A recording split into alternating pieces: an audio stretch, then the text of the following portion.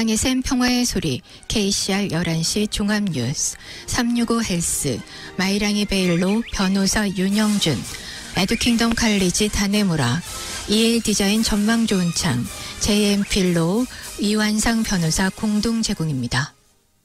뉴질랜드 뉴스입니다. 부동산 데이터 회사 코오로직의 최신 분기별 수치에 따르면 주택 가치는 2024년 초에 소폭 상승했습니다. 뉴질랜드 주택의 평균 가치는 올해 1분기 93만 4,806달러로 지난해 4분기에 비해 1.1% 상승했고 지난해 1분기에 비해서는 0.1% 상승하는 데 그쳤습니다. 뉴질랜드의 주택시장은 뜨겁지도 차갑지도 않았으며 높은 주택담보대출 금리는 새로운 대출을 받든지 기존 주택담보대출의 가격을 다시 책정하든지 간에 모든 대출자에게 큰 도전으로 남아있다고 코오로직의 수석경제학자 켈빈 데이비슨이 말했습니다. 데이비스는 새로운 과세 연도와 80% 주택담보대출 이자 공제가 부동산 투자자들의 현금 흐름에 도움이 되겠지만 고금리를 능가하기에는 충분하지 않을 것이라고 말했습니다.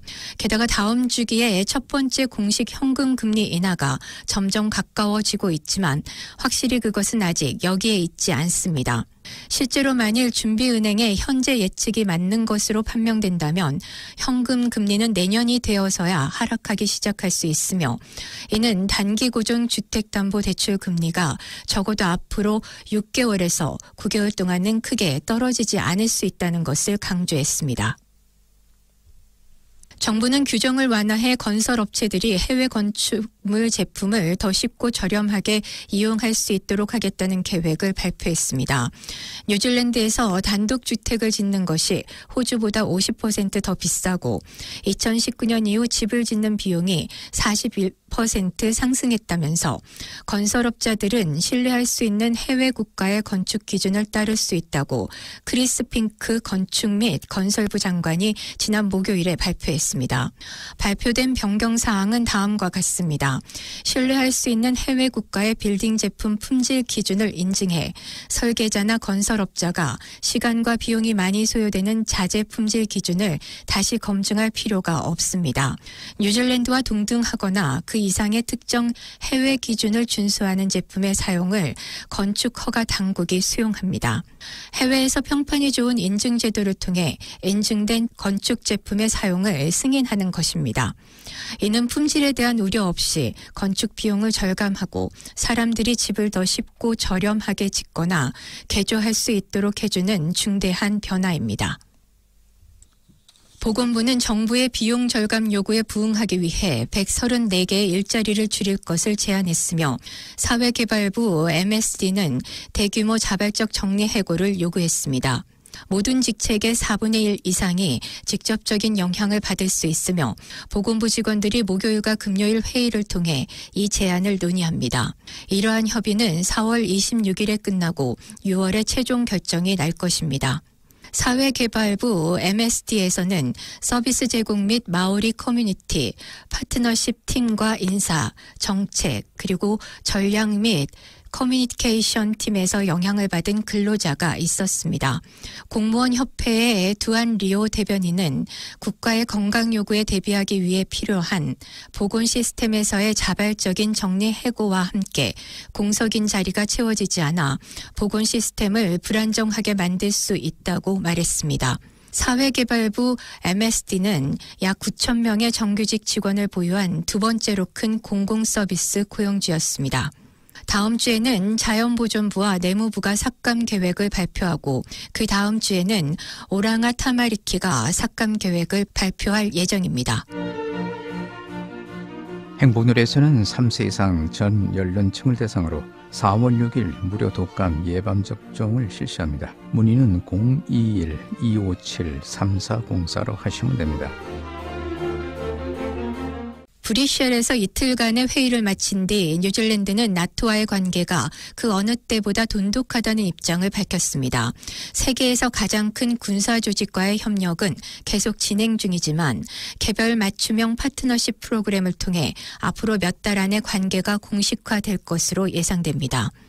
북대서양 조약기구 나토 관계자들을 만나온 윈스턴 피터스 외무부 장관은 뉴질랜드가 악화되는 전략적 환경에서 전통적인 파트너들과 긴밀히 협력하기로 약속했다고 언급했습니다.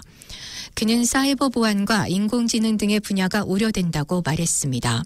우크라이나 전쟁 또한 계속해서 회의 전반에 걸쳐 논의됐으며 피터스 장관은 뉴질랜드가 돕고 돕기 위해 최선을 다했다고 말했습니다.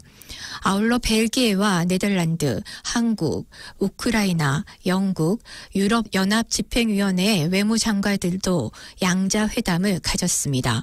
피터스 장관의 이번 방문은 또한 나토가 창립 75주년을 기념하는 것과 동시에 이루어졌으며 이 동맹은 7월 워싱턴에서 열리는 주요 지도자 회의에서 보다 공식적으로 축하할 예정이며 뉴질랜드도 이에 초대됐습니다. 개인정보보호위원회는 얼굴 인식기술 FRT를 시험하는 북섬 전역의 슈퍼마켓 전체 목록을 공개했습니다. 조사의 목적은 매장이 개인정보보호법을 준수하는지 확인하기 위해 기술을 사용하는 방식을 모니터링하는 것입니다.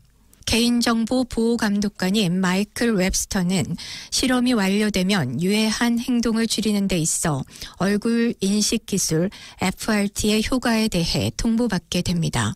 그는 얼굴 인식 기술 FRT를 사용하면 상당한 개인정보 보호 위험이 발생한다고 말했습니다.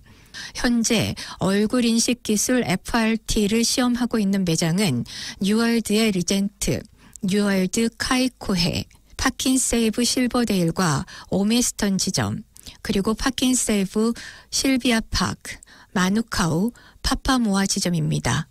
마이클 웹스터는 참여 시험 매장에서 쇼핑하는 고객들에게 웹사이트인 FRT 인쿼리의 privacy.org.nz로 의견을 제공할 것을 요청했습니다. 지금까지 전해드린 뉴질랜드 뉴스는 원뉴스, 라디오 NZ, 뉴질랜드 헤럴드, 스토프, 뉴스어브, interlast.co.nz에서 간추렸습니다. 오늘의 환율 정보입니다.